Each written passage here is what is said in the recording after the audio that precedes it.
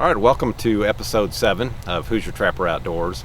You know, we're back from Arkansas now. We're going to show a few clips of trapping in late January and February here in Indiana. Just some random shots from the trapline, trapping various species.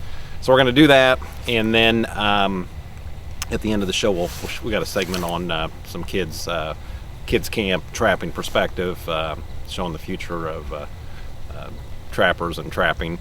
And we've got a nice fall morning here. You can see it's a little bit foggy, and it's almost November. It's October 30th today. So anyways, it's a great time of year. It's my favorite time of year, and I think we all have a lot to look forward to in the next couple months. Hope you enjoy the show.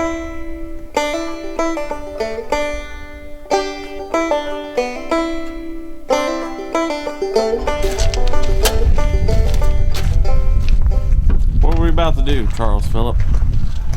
Well, we're back here in Indiana, so we're got to get after these beavers. This guy that fella came to us, he said once these beavers caught, he's got 500 some acres. He's got one big creek, one small creek, and then he's got the tip of White River on the one end of it. So we're going to go set the White River end of it first. It's just got a little area right there we just went down and looked at. There's some natural mud pies there, or castor mounds, whatever you want to call them. So we're going to set that up. I think it's only going to take 2 or 3 traps, and then we'll head down and look at this other area that he's got.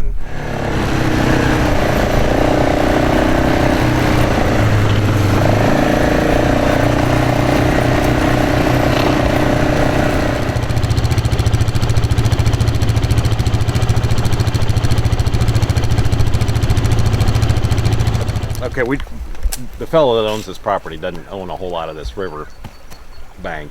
We're just kind of got a few, maybe 100 yards here actually. And these beavers, we don't know where they're living at. They're just passing through, and we're on this bend of the river too, so we got pretty good current. But we actually saw some castor mounds that the beavers had made right here. Well, beaver or beavers, we're not sure. So we set 3 330s here yesterday. We had this little tile running in right here. Took a shovel, and Justin dug it out, and there was the beaver. Of course, we caught the beaver this morning, but anyways, that's kind of what was going on. Normally, if you got these little seeps or tiles or whatever, or tributaries coming into a river, and you can set those up, those are awesome places for whatever. So beaver or otter or whatever. But anyways, first day, 3 traps, 1 beaver caught.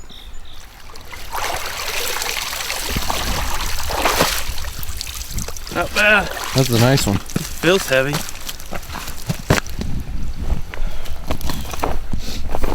.330 did the job.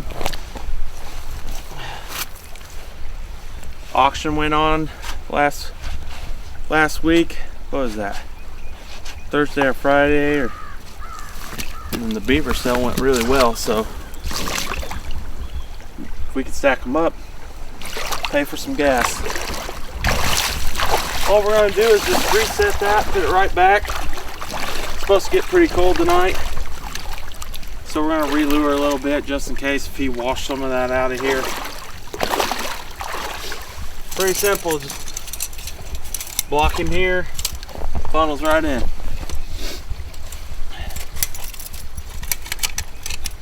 Justin's got the set remade, dug it back out. That's where the beaver was. You can see the dive stick, forced the beaver through the trap. Minimal fencing because we actually dug it out, already narrowed down, and good to go. Now we got to get this beaver up this steep bank. This might look funny. Yeah. So if I could, if I fall backwards, at least you'll have it on film and everybody can just have a good time laughing. Oh yeah. Yeah, it's only 27 degrees, so it'd be a nice cool bath. Get up there, beaver. Cy Robinson would be proud. That's a lot of work for a beaver. He's probably 35, 40, but he feels about 90 going up that thing. Yeah. We have this family tradition at Christmas. We always watch Christmas Vacation with Clark W. Griswold. And for those of you that watch that movie and know that he goes ballistic on one of these things out in his yard when his lights won't come on, we found it. It's down here. It floated down the White River, and we've located it. And so anyways, when you're beaver trapping, it's hard telling what you're going to find. We got one!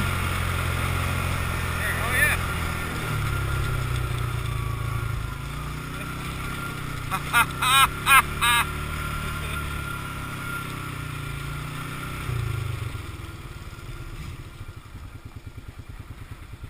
caught very good.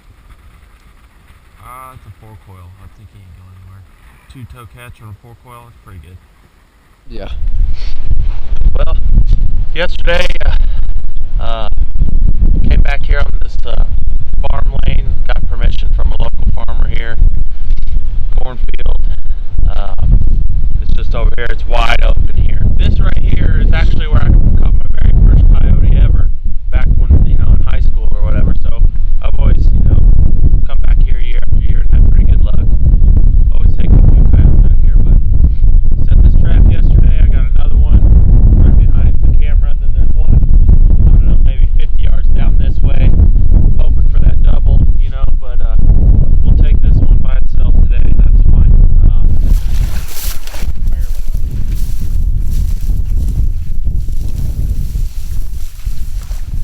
This farm ditch, it went dry this summer because of the drought, and of course we don't have the muskrats around like we used to. But I thought, well, instead of going down here looking for dens, places to set body traps and making feed bed sets, I just take a couple narrower locations and just drop some colony traps in. So basically anything swimming up and down the creek, it would catch them. So and there's, like I said, there's not a lot of rat sign here, but anyways, we did catch one rat that happened to be traveling up through here last night. Figured we got to set these set, and we checked these coyote sets, so we might as well look over the edge here and catch $10 muskrats. So that's what we're doing. Nice big rat.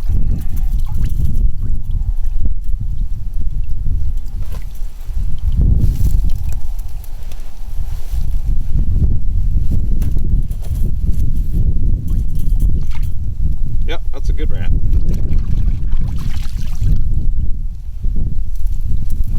Set it back in here, and I don't really have a way to wedge these in here, so I'm definitely staking them down with some T-bars to make sure they don't get tipped over.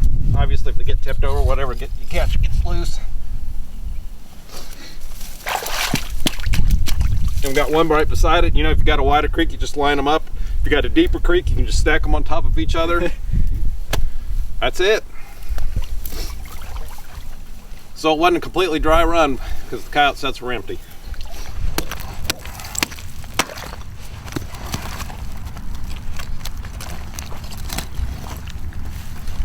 We had plans to go to North Dakota to trap muskrats in the spring, and the season actually went out before the ice went out. So, we had a little taste of that here in Indiana. We set this pond up, and it was completely open and a beautiful day, and 2 days later we're chopping through 3 inches of ice. So anyways, it quite frankly takes the fun out of it. But I guess, when you take a look at the price of muskrats and what they're worth, and maybe the pain of all that cold and ice and stuff wasn't as painful after all. But anyways, it was trapping, and we were still having a good time.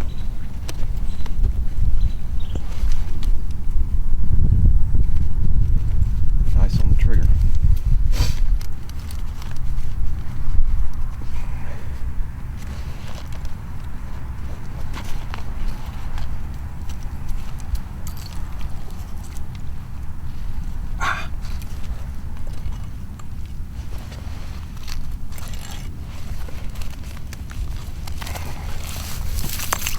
All right, in this next segment, we've had the opportunity to go to a kids camp called Backwater Legacies. It's headed up by Paul Anderson. It's in southern Indiana. It's a camp, a week-long camp with showing these kids all the aspects of various types of hunting and outdoor activities. We're fortunate enough to teach the trapping class. It's a day-long class. My perspective is, and the camp's perspective, I think, whether or not these kids trap in the future, we don't know. Some of them are very interested. But at least they'll have an understanding of it, and they'll not be out against it at some point. So anyways, I hope you enjoy this segment, and keep in mind that these kids are the future of our activity of trapping, our sport of trapping, and I think that's very important. Don't forget, if you've got kids to take with you out trapping, whether they're your own or your relatives or friends, take that opportunity, because a lot of kids just don't have that, and they're not going to get it unless somebody steps up and takes them out. So anyways, I hope you enjoy the segment, and I hope you will take some young people with you out on the trap line. All right, we're here for the second year at Backwater Legacy's Hunting Youth Academy. Yep, Youth Hunters Academy. Yep, and we are fortunate enough to do the trapping segment for today for the first year cadets. So we've enjoyed coming down and had it for the like I said, this is the second year doing it. This is Paul Anderson. He heads up the camp, and he'll tell you a little bit about the camp and the perspective and the idea. Sure. Well, thanks, Charlie. Yes, this is the second season that we've had Hoosier Trapper Supply here at the Youth Hunters Academy. And just to tell you a little bit about what we do here at the Youth Hunters Academy, it's a Backwater Legacies is a not-for-profit organization that's dedicated to preserving our hunting and shooting heritage through youth activities, events, training, outdoor education, just like trapping. And we do that through a couple of different events throughout the year, but one of our main coup de grace, if you will, events that we host is the Youth Hunters Academy. And it's a merit-based school of hunt training, trapping, shooting, archery. And by merit-based, I mean just like in Boy Scouts, we have a patch pin award system, as well as a shooting merit performance patch system where kids can come in and hone their skills in shooting and archery against a competitive standard, and from there they can earn different patches. We also have scholarships available for kids. We offer academic scholarships for cadets that attend the academy. It's a 4-year program altogether, or for summer. So the kids will attend different classes each year. Think of it more or less like a college for hunting, shooting, and archery, and those types of sports, and trapping. Really, we're all in this together. We all right. have a connection, and so yeah, we're all may not be doing the exact same thing, but we're all definitely on the same page. So on the same team. Yeah, That's exactly, right. So. Exactly right, and we're just glad to have you. Well, we have a good time doing this, and Justin's behind the camera, and Jake's back behind Justin. But anyways, we get a kick out of the kids, and it's a lot of fun, and just enjoy doing it. And it's getting bigger. Yep, I mean, definitely get. I mean, 37 kids is what we're responsible for today. So yeah, that's a handful. But yeah, they're good kids and receptive to what we're doing, and I think everybody's enjoying it. So well, thank you. We're glad to be here. I appreciate it, Charlie. Yeah. Thank you. Yeah, thank you.